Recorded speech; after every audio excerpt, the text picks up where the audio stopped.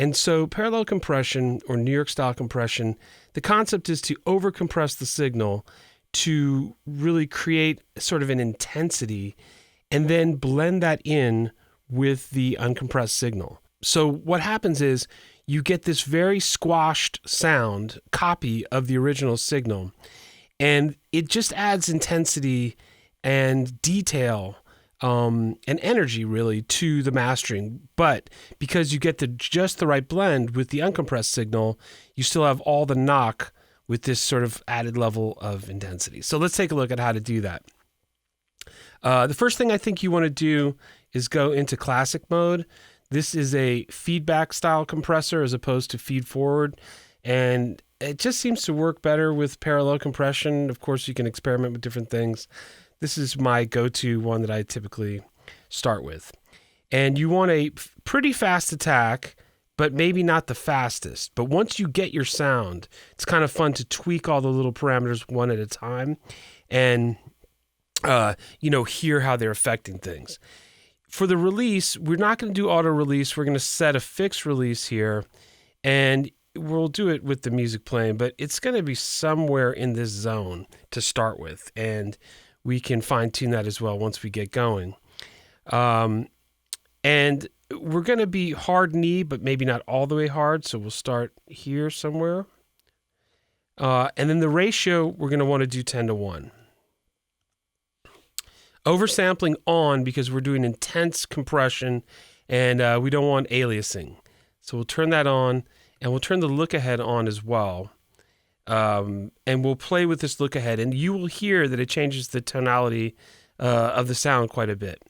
All right, so let's start with bypassing this plugin first. We have a cool track from Jason at Good Life Addicts in LA. We'll just check out the track for a second. Uncompressed, unparalleled compressed.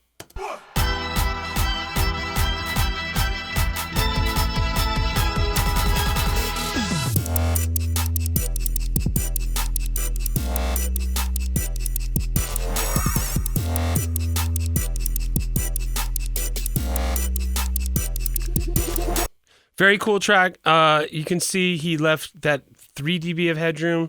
He's a pro. All right, so let's turn this on, and we'll set the threshold first, and then we'll sort of go through each parameter. But the concept to start with is that we are going to over-compress it. So it's going to sound squashed and weird. It's okay. So we'll start here. Hit play.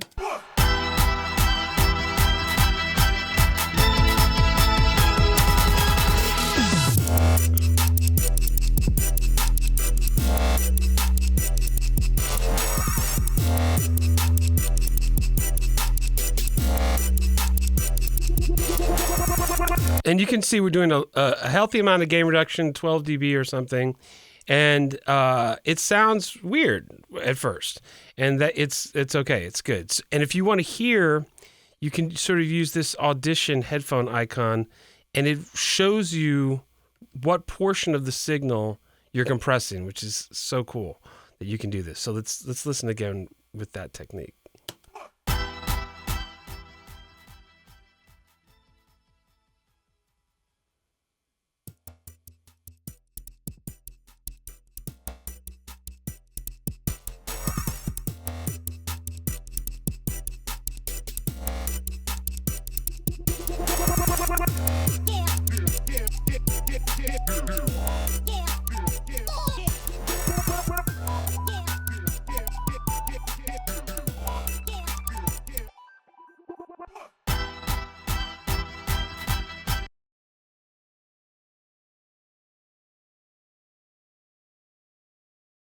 Usually what I'm going for here is like a musical bounce. I don't want it to never be compressing, but I don't also want it to constantly be compressing. I want it to have a little energy in the gain reduction, and I think we got close to that. So we'll turn this off, and we will open up the sidechain, which we'll get to in a second. So now here in the inner circle, the yellow part, not the outer dial, but the inner dial, is our dry gain. That's our uncompressed signal, the copy. And up here is our wet gain, which is our overcompressed signal. So I think the easiest way to get there is to turn down the overcompressed signal all the way and start with the dry signal at 0. Now you can also use this percentage thing here, which is cool, except for this helps you get your gain structure exactly right. Because remember, there's no brick wall limiter on the end of this thing. You can clip the output, which aliasing, digital distortion, all this bad stuff. So let's now just start to scooch up the wet mix. You can also hold down Option, and these sort of move oppositely. And I think it's cool, but I think it's actually just cool to to make little adjustments by hand. It seems I get to the right answer quicker. So let's start to blend in some of this overcompressed signal.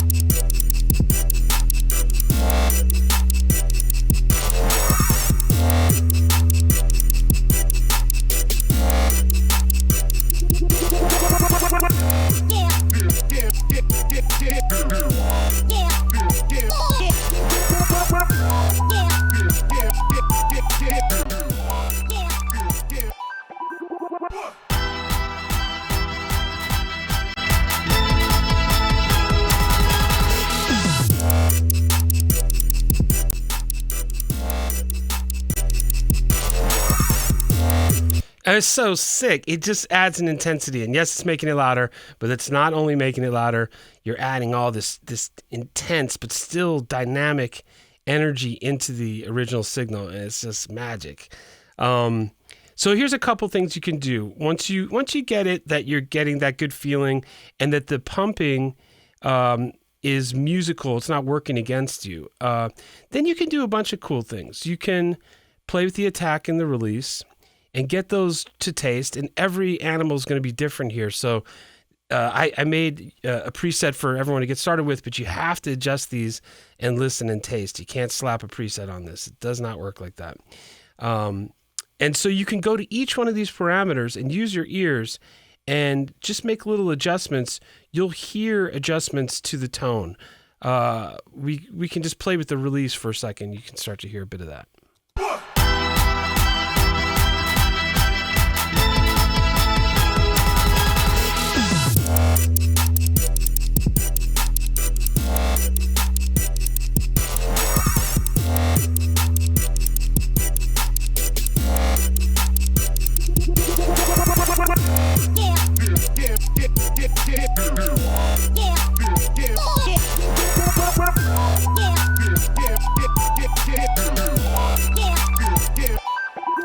And you could hear that when I took it all the way over to 2 o'clock, 3 o'clock, we lost the energy. You know, it would overcompress the overcompressed signal to the fact that there was no dynamic energy left. And so you're just kind of putting in this like layer of not moving signal. And that's not as fun on a bouncy track. So you play with this, and same with the attack.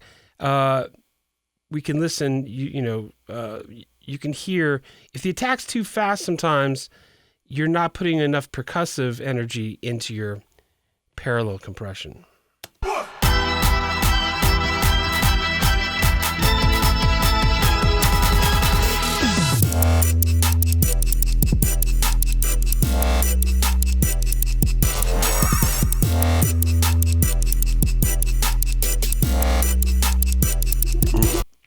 Okay, so somewhere around there, I think works for me. And again, go to each one of these parameters, slide them around, see what you hear, make it sound good to you. Once you think you're winning, you can unlink the stereo detectors a little bit here with this stereo link. And as you move it here to an unlinked position, you're making independent the left and right detector, so you're going to get a wider stereo field. If you go too far in club bangers, you get all this left, right, jazzy stuff, and you sort of obscures the power of the middle. So don't do that, but feel free to unlink them a little bit, and you'll hear the stereo field widen.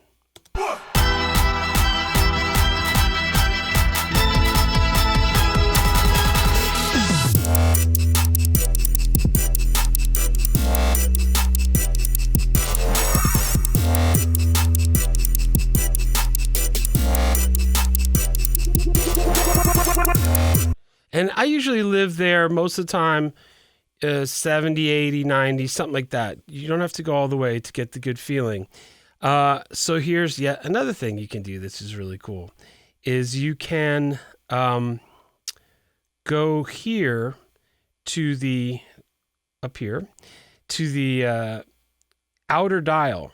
And if you want to favor the mid a little bit, it's cool because it leaves the sides a little bit less parallel compressed. And it kind of intensifies the center. Again, extreme positions don't seem to sound as good as a little lean to the mid. So let's lean it to the mid.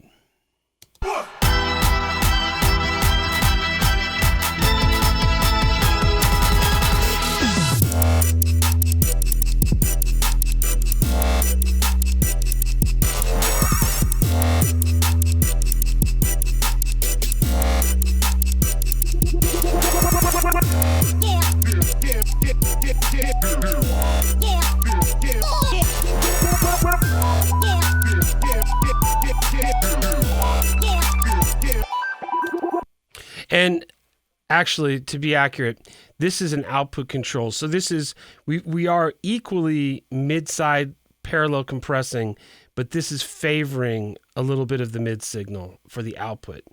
And if you wanted to just favor a little bit more of the mid or side, we would take the stereo link. I prefer this position. And as you move this over, now we can emphasize that what would be affected would be mid only, or conversely, side only, or you could cross feed the mid to the side or the side to the mid. So that gets fancy. But I think really a cool setting is this setting right here. And here's the bypass once again.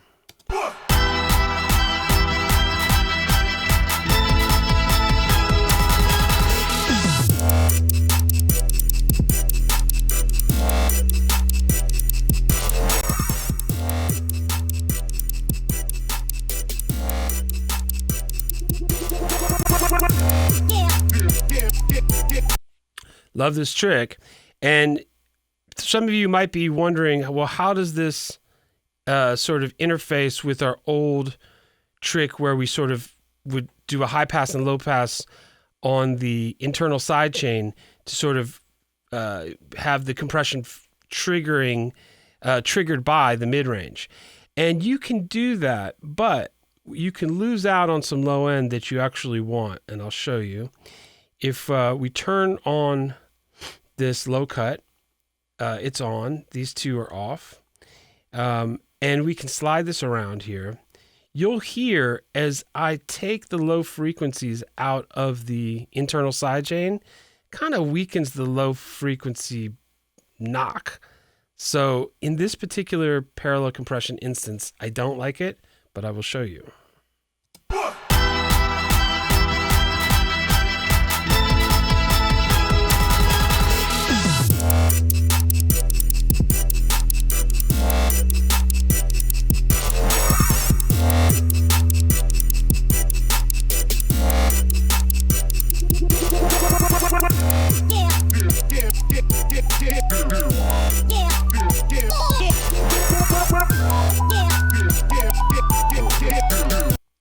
I like the way that it contains the low end as a parallel compression.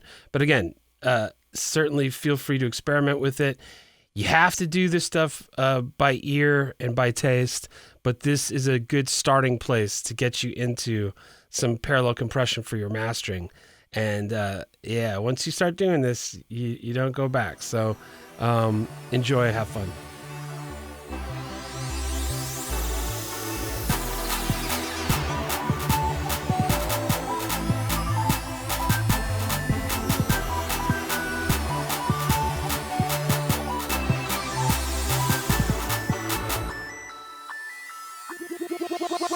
Audio.